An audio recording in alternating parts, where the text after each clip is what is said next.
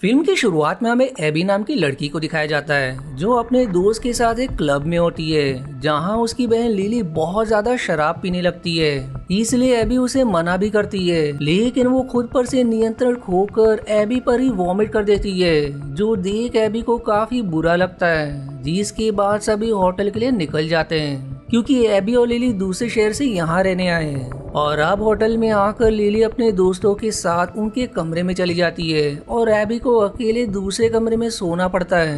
अब अगले दिन एबी सारे दोस्तों के जाने के बाद वो लिली को उठाने उसके कमरे में आती है जहाँ सारा सामान बिखरा पड़ा होता है और वो उसे पीने के लिए कॉफी देती है। पर शराब की लत के कारण कॉफी पीते ही उसे फिर से वॉमिट होने लगती है, इसलिए वो कॉफी ना पीकर शराब भी पीने लग जाती है। जिसके बाद वो दोनों अपना सारा सामान पैक करके अपनी कार के पास आते हैं जहाँ एबी अब सारा सामान कार की बूट में डाल रही होती है और वहीं लिली अब सिगरेट पीने लगती है। जिस पर एबी उसे समझाती है कि ज्यादा शराब और सिगरेट पीने से तुम मर भी सकती हो, लेकिन वो जवाब देती कि एक दिन तो सभी को मरना है, तो जितनी जिंदगी बची उसे अपनी मर्जी से खुलकर और टेंशन फ्री होकर जीना चाहिए। पर मुझे ये बात समझ नहीं आती कि तुम हमेशा ऐसी उदास क्यों बनी रहती हो।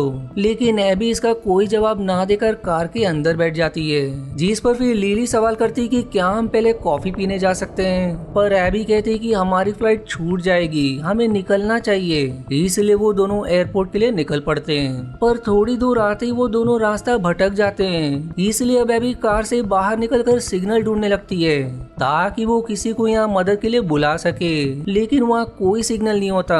और फिर गुस्से में आकर वो कार में आकर बैठ जाती है और अब कोई चारा ना होने पर वो वहाँ से सीधे रोड के रास्ते आगे बढ़ने लगते हैं। जिसके बाद एक जगह गाड़ी रुकाकर एबी शहर का नक्शा देखती है, लेकिन उसे कुछ समझ ही नहीं आता कि वो अभी किस जगह पर है, जिससे दोनों परेशान हो जाते हैं। वहीं लिली उसका वीडियो बनाने लगती है, जिस पर वो एबी से सवाल करती है कि यहाँ खो जाने पर तुम्हें कैसा लग रहा है, लेकिन वो उसका कोई जवाब ना देते हुए कार में आकर बैठ जाती है और वहाँ से फिर से आगे बढ़ने लगती है।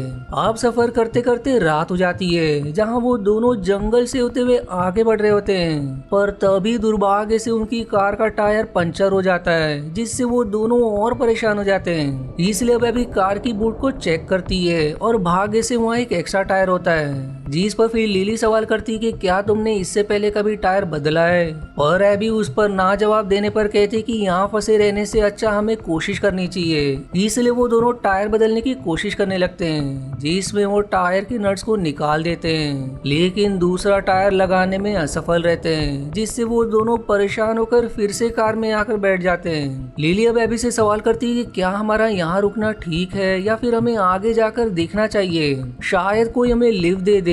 जिस पर फिर एबी कहती कि हमें आगे जाकर देखना चाहिए, हो सकता है कि कोई मिल जाए। इसलिए वो दोनों जंगल में आगे बढ़ने लग जाते हैं और तभी उन्हें एक कार दिखाई देती है, जिसे एबी तुरंत चेक करती है, जिसका दरवाजा तो खुला होता है पर उसके अंदर कोई नहीं होता। जिस पर फिर लिली कहती कि जिसकी भी ये कार है वो आसपास ही होगा, क्योंकि कोई भी अपने कार को बिना लॉक किए दूर नहीं जा सकता। और तभी उन्हें जमीन पर पड़ी अजीब सी नोकीली चीज दिखाई देती है, जिसे एबी छूने ही वाली होती है कि लिली उसे मना कर देती है। जिस पर फिर एबी उसे एक लकड़ी के टुकड़े से टच करके देखती है, लेकिन उन्हें समझ नहीं आता कि ये क्या चीज है, इसलिए उस पर इतना ध्यान ना देते हुए वो दोनों फिर से अपने कार के पास आ जाते हैं और उसी में रुकने का तय करते हैं। अब लिली एबी से फिर से सवाल करती है कि तुम हमेशा परेशान क्यों रहती हो। जिस पर वो कहती है कि काफी समय पहले मैं अपने बॉयफ्रेंड लिन के साथ घूमने गई थी, जहाँ रात के समय हम जंगल से गुजर रहे थे, पर तभी हमारा कुछ लोगों ने अपहरण कर लिया और हमें अपने कैबिन में ले गए और उन्होंने मेरे साथ जबरदस्ती करने की कोशिश की, लेकिन लिन ने उन्हें रोक दिया। जिस पर वो लोग उसे दूसरे कमरे में ले गए और फिर मैंने बस गन शॉट की आवाज सुनी, जिससे मैं इतनी घबरा गई कि जैसे तैसे वहाँ से बचकर भाग निकली। और तब से मैंने ना ही लिन को और ना ही उन लोगों में से किसी को देखा, और मैंने ये बात तुम्हें इसलिए नहीं बताई ताकि तुम परेशान ना हो जाओ, और इसी कारण से मैं परेशान रहती हूँ। जो सुनकर लिली दुखी हो जाती है, जिसके बाद वो दोनों वहीं सो जाते हैं। अब कुछ समय बाद जब एबी की आँख खुलती है तो उसे कार में लिली दिखाई नहीं देती, इसलिए वो तुरंत कार से बाहर आकर उसे ढूंढने लगती है, लेकिन वो उसे नहीं मिलती, जिससे अब वो और परेशान हो जाती है और अब मदद के लिए फोन करने की कोशिश करती है, लेकिन अब भी कोई सिग्नल नहीं होता। और तभी उसे जमीन पर मृत पक्षी दिखाई देता है, जो देखकर वो काफी सहम जाती है और अब लिली को ढूंढने जंगल में आ जाती है, जहाँ थोड़ी दूर आते ही उसे हैना नाम की एक घायल फीमेल दिखाई देती है, जो एबी को देख उससे मदद मांगने लगती है। और उसे घायल देख एबी तुरंत वहाँ से अपनी कार के पास आती है और अपनी कार की बूट से अपना बैग लेकर फिर से हैना के पास आती है और उसके घाव पर मलहम पट्टी करते हुए उससे लिली के बारे में पूछती है, लेकिन वो कहती कि मुझे यहाँ से ले चलो, मैं तुम्हें सारी बात बताऊंगी। इसलिए एबी उसे वहाँ से ले जाने लगती है, पर थोड़ी दूर आते ही वो रुक जाती है क्योंकि उसे लिली को ढूंढना है। पर ये देखकर हैना अकेले ही वहाँ से भागने लगती है, इसलिए अब एबी उसे अपने कार के पास लाकर उससे सारी बात पूछती है, जिस पर वो कहती कि मैं अपने बॉयफ्रेंड पीटर के साथ यहाँ से गुजर रही थी। पर जैसे ही पीटर कुछ देर ताजी हवा के लिए कार से बाहर आया कि तभी उसे जंगल से किसी के रोने की आवाज सुनाई दी,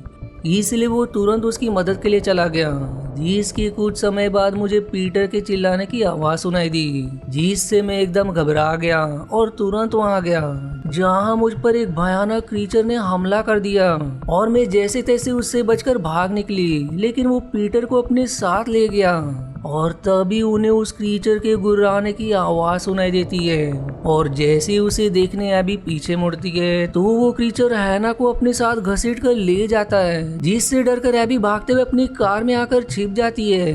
अब एबी कैमरा का नाइट विजन ऑन करके कार की कांच के बाहर देखती है, लेकिन उसे वहाँ वो क्रीचर कहीं नहीं दिखाई देता, इसलिए अब वो हिम्मत करके कार के बाहर आती है और कैमरा से देखते हुए वो जंगल में आगे बढ़ने लगती है। पर अंधेरे के कारण उसे ठीक से कुछ दिखाई नहीं दे रहा था, इसलिए अब वो एक लकड़ी पर अपनी टी शर्ट बांधकर उसमें शराब गिरा देती है और उसे लाइटर की मदद से जलाकर मशाल में बदल देती है और फिर उस मशाल के सहारे वो आगे बढ़ने लगती है। पर थोड़ी दूर आते ही उसे जंगल में बना एक किला दिखाई देता है, लेकिन जब वो उस किले के अंदर आती है कि तभी उसे क्रीचर की आवाज सुनाई देती है, इसलिए वो तुरंत एक जगह छिप जाती है जहाँ वो भयानक क्रीचर उसके सामने से होकर गुजरता है, जिसे देखकर वो एकदम कांप उठती है। जिसके बाद वो आगे बढ़ने लगती है, जहाँ अब उसे लिली, हैना और पीटर दिखाई देते हैं, जिन्हें देखकर वो खुश हो जाती है। लेकिन पीटर काफी ज्यादा घायल होता है, इसलिए एबी उसके पैर में बेल्ट बांध देती है ताकि वो ठीक से खड़े होकर चल सके।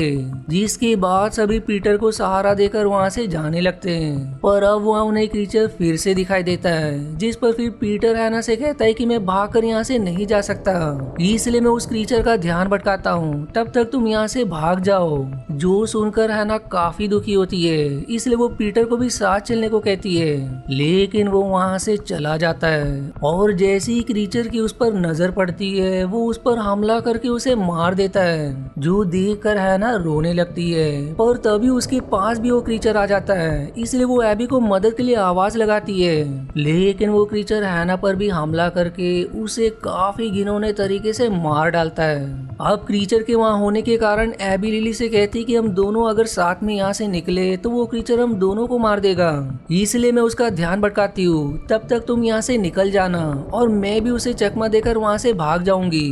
जिस पर लिली मान जाती है, इसलिए अब योजना के अनुसार एबी क्रीचर के पास आकर उसका ध्यान अपने तरफ आकर्षित करती है और जैसे ही क्रीचर उसकी तरफ जाता है वो वहाँ से भाग जाती है और तब तक लिली भी वहाँ से निकल जाती है।